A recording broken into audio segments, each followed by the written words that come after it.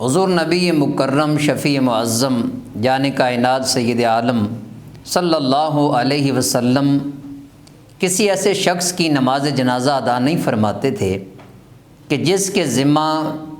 کسی دوسرے کا حق ہوتا، اس کے ذمہ کسی کا قرض ہوتا، تو آپ نماز جنازہ ادا فرمانے سے پہلے معلوم فرما لیتے کیا اس ساتھی کے ذمہ کسی کا قرض تو نہیں ہے۔ جب آپ کو بتا دیا جاتا کہ کسی کا قرض نہیں ہے تو پھر نبی پاک صلی اللہ علیہ وسلم اس شخص کی نماز جنازہ کی امامت فرماتے۔ ایک دفعہ حضور نبی رحمت سید کونین سردار دو جہاں صلی اللہ علیہ وآلہ وسلم آپ ایک نماز جنازہ کے لیے تشریف لے گئے، اور امامت کرنے سے پہلے جب معلوم کیا گیا کہ اس کے ذمہ کسی کا قرض تو نہیں ہے، عرض کی یا رسول اللہ صلی اللہ علیہ وآلہ وسلم اس ساتھی کے ذمہ فلاں کا قرض ہے، تو اللہ کے محبوب صلی اللہ علیہ وسلم نے اپنے ساتھی صحابہ سے فرمایا تم نماز ادا کر لو، آپ اس سے پیچھے ہو گئے۔ جب اصحاب نبی صلی اللہ علیہ وآلہ وسلم نے یہ ماجرا دیکھا تو ایک انصاری صحابی حضرت ابو قتادہ رضی اللہ تعالیٰ عنہ آگے بڑھے، عرض کی یا رسول اللہ یا نبی اللہ صلی اللہ علیہ وآلہ وسلم میں ذمہ داری لیتا ہوں، اس ساتھی کا قرض میں ادا کر دوں گا، آپ برائے کرم آپ شفقت فرمائیں اور اس کی نماز جنازہ کی امامت فرمائیں۔ چونکہ صحابہ بھی جانتے تھے کہ جس شخص کی نماز جنازہ کی امامت اللہ کے محبوب امام الانبیاء تاجدار کائنات صلی اللہ علیہ وآلہ وسلم فرما دیں تو اس کی بخشش یقینی ہو جاتی ہے، تو ساتھی جو دنیا سے جا رہا ہے وہ اس سعادت سے محروم نہ ہو جائے، اس لیے انہوں نے عرض کیا کہ قرض ہم ذمہ لے لیتے ہیں، آپ اس کی امامت فرمائیں۔ حضور صلی اللہ علیہ وآلہ وسلم نے جب دیکھا کہ دنیا سے جانے والے کے ذمہ جو قرض تھا اس کی ذمہ داری دوسرے ساتھی لے رہے ہیں، تو آپ نے اس کی نماز جنازہ کی امامت فرمائی اور امت کو تعلیم دے دی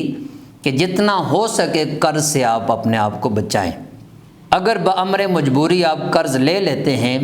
جو ہی آپ کے حالات بہتر ہوتے ہیں تو آپ فوراً اس قرض کو لٹا دیں تاکہ آپ کے ذمہ سے یہ بوجھ اتر جائے، چونکہ قرض اچھی چیز نہیں ہے، یہ انسان کی عزت اور احترام میں بھی بہت کمی لاتا ہے۔ اللہ تعالیٰ سب کو رزق حلال اپنی بارگاہ سے عطا فرمائے۔ اور نبی پاک صلی اللہ علیہ وسلم حضرت علی المرتضیٰ رضی اللہ تعالیٰ عنہ حضور کا ایک واقعہ ذکر فرماتے ہیں۔ ایک یہودی کا آپ نے قرض دینا تھا، وہ آیا اور اس نے مطالبہ کیا، سرکار نے فرمایا اس وقت میرے پاس نہیں ہے۔ اس نے کہا اگر نہیں ہے تو آپ ادھر میرے پاس بیٹھ جائیں اور میں آپ کو یہیں روکے رکھوں گا جب تک کہ قرض کی ادائیگی نہ ہو۔ اب امام الانبیاء صلی اللہ علیہ وسلم نے غصہ نہیں فرمایا، آپ کو جلال نہیں آیا، آپ نے اس کی بات کا برا نہیں منایا، فرمایا تجھے اختیار ہے، اگر تو مجھے بٹھانا چاہتا ہے تو بٹھا دے، میں تیرے پاس بیٹھا ہوں۔ عصر کی نماز بھی وہیں ادا کی، پھر مغرب بھی، پھر عشاء بھی، پھر اگلے دن کی صبح بھی وہیں ادا کی، اور آپ وہیں تشریف فرما رہے۔ اصحاب نبی کو یہ بات بری لگی اور انہوں نے عرض کیا حضور یہ ایک یہودی نے آپ کو یہاں پر قید کر کے بٹھایا ہوا ہے، یہ بات ہمیں ناگوار گزر رہی ہے، ہم چاہتے ہیں کہ یہ آپ سے معاملہ طے کرے اور آپ کو جانے دے۔ جب سرکار دو عالم صلی اللہ علیہ وسلم نے دیکھا کہ میری وجہ سے جو مجھ سے قرض مانگنے آیا ہے اس پر سختی کی جانے کی کوشش کی جا رہی ہے، آپ نے فرمایا خبردار، اس کا حق ہے اور مجھے اللہ تعالیٰ نے یہ حکم دیا ہے کہ میں حق جو ہے حقداروں تک پہنچاؤں، اس لیے کوئی اس کے ساتھ برا سلوک نہ کرے۔ جب سرکار دو عالم صلی اللہ علیہ وسلم نے